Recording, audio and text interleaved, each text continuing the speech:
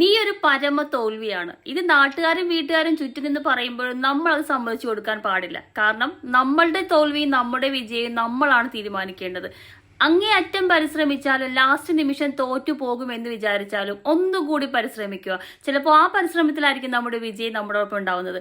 നമ്മൾ നന്നായി പരിശ്രമിച്ചിട്ട് തോറ്റു പോയാൽ നമ്മുടെ പരിശ്രമമില്ലായ്മ കൊണ്ടല്ല നമ്മൾ തോറ്റത് എന്നുള്ള ഒരു ചിന്താഗതിക്ക് നിന്ന് നമുക്ക് ജീവിക്കാനായിട്ട് സാധിക്കും. മറ്റൊരാളുടെയും നാവിൻ തുമ്പിലല്ല നമ്മുടെ പരാജയവും വിജയവും എന്ന് നമ്മൾ തന്നെ മനസ്സിലാക്കിയിട്ടുണ്ടെങ്കിൽ നമുക്ക് വിജയം ഉറപ്പാണ് കേട്ടോ. അപ്പൊ ഇന്നു മുതൽ പരിശ്രമിക്കുക. നമ്മുടെ സ്വപ്നങ്ങളെ മുറുകെ പിടിച്ച് ധൈര്യമായിട്ട് മുന്നോട്ട് പോവുക. ജയം നമ്മുടെ കൂടെ തന്നെ ഉണ്ടാവും. അവസാന നിമിഷം വരെ ചങ്കറപ്പോടും കൂടി കഠിനാധ്വാനം ചെയ്യുകയാണെന്നുണ്ടെങ്കിൽ തീർച്ചയായിട്ടും നിങ്ങളുടെ സ്വപ്നം എന്താണോ അതിനെ നേടിയെടുക്കാൻ നിങ്ങൾക്ക് സാധിക്കും എന്നുള്ള കാര്യം 100% ഉറപ്പാണ്.